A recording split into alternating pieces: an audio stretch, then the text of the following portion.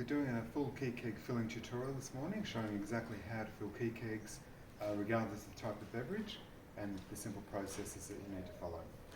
You'll need to obviously have KeyKegs, snap caps to put on afterwards, some sort of sanitisation fluid suitable for plastics, a pair of pliers, and KeyKeg filling kit, which comes with the dispense head, the filling head, and some beverage tube. So connect the beverage tube up to your tank, however you're going to do that, whether it's directly to the tank or with a pump in the middle of that, it doesn't really matter, but as long as it's connected up nicely.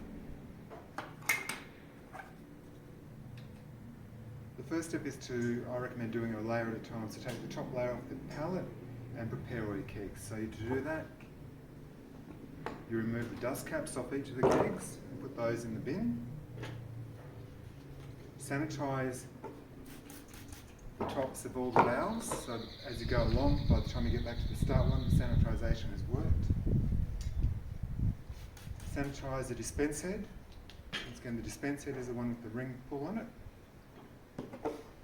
Now to do some venting of the keg. So the venting process is to remove any residual air from inside the keg's bag. So just engage the coupler and it should turn on nicely. If it hasn't, just make sure you always have the handle all the way up above the lip there. That's one of the things. If it's down a little bit, that valve is too low and you won't be able to engage it properly. So just make sure it's clicked up all the way.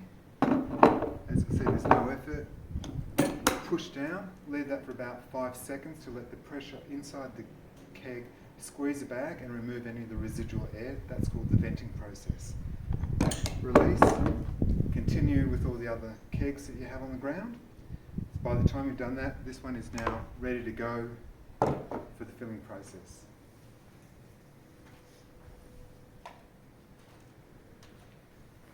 So make sure your beverage is on, but before you do anything else, make sure this is in the off position, that's the beverage tube, and that the gas tube is also in the off position.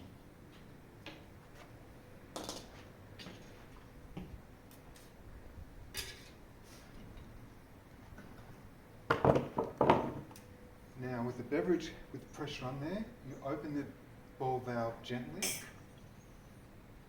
because what you want to do is bring beverage to the tip of the coupler. So bring it all the way to the tip.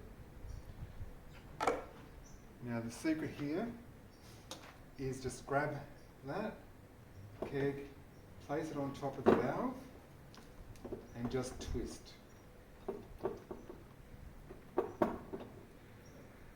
See, in this instance it hasn't gone on neatly, and the reason for that is I haven't got this coupler, I'm not sure if you can see that, I haven't got this coupler all the way down, so you need to make sure you have that all the way down. That way it makes it a bit easier so you see the difference. Bring the beverage back to the tip. Bring the keg on top.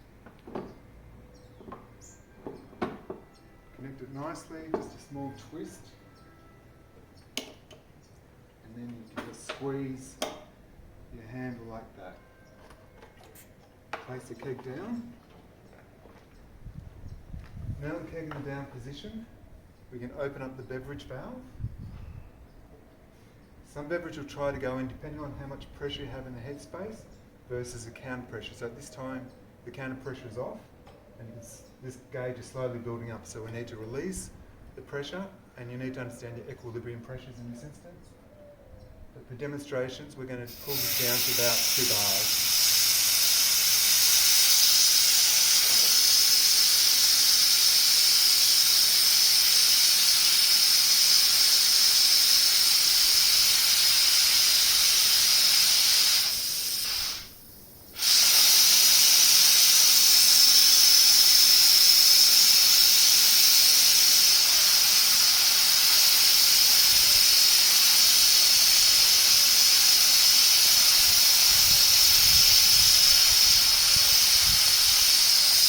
That's now about 2 bars of pressure, so depending on the equilibrium pressure, you need to make sure that the manometer is set at the desired equilibrium pressure. So if it's got a low carbonated beverage, then it doesn't need as much pressure. If it's a high carbonated beverage, you're going to need more counter pressure and more head pressure. Other than that, the filling process is identical. You now just leave it at that pressure and let the keg fill.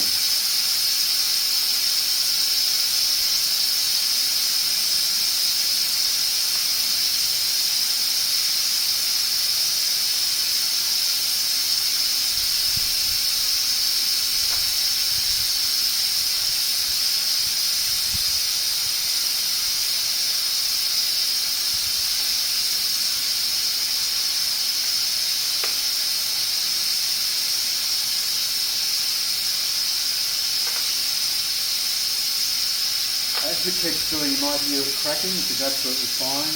That's the pressure of the different plastics moving against each other.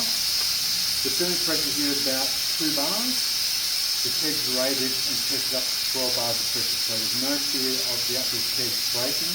At this point, you're well within its tolerances, significant safety margin, but it will crack, and you can hear this now, especially towards the end.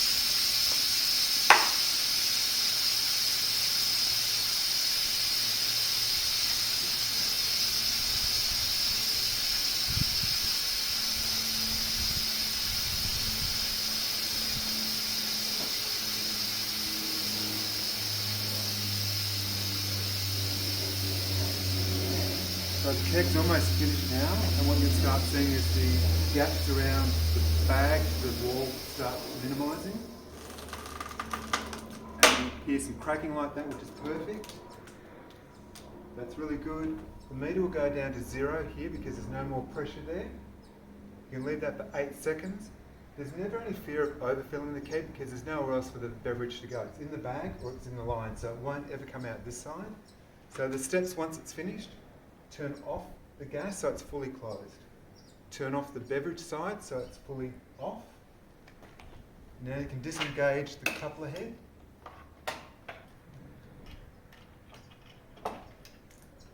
Disengage the coupler head.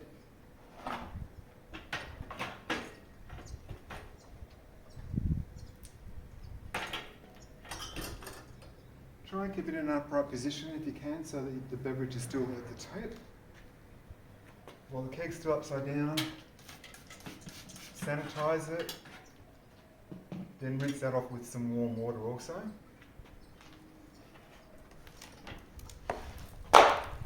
Take it off the stand, put your cap on, and that's a really good filled keg. The creases are very tight along the whole edge. We'd also recommend weighing the keg to make sure it's at the right weight, or the weight of the keg plus the weight of the beverage. And that's how you fill a KeyKeg.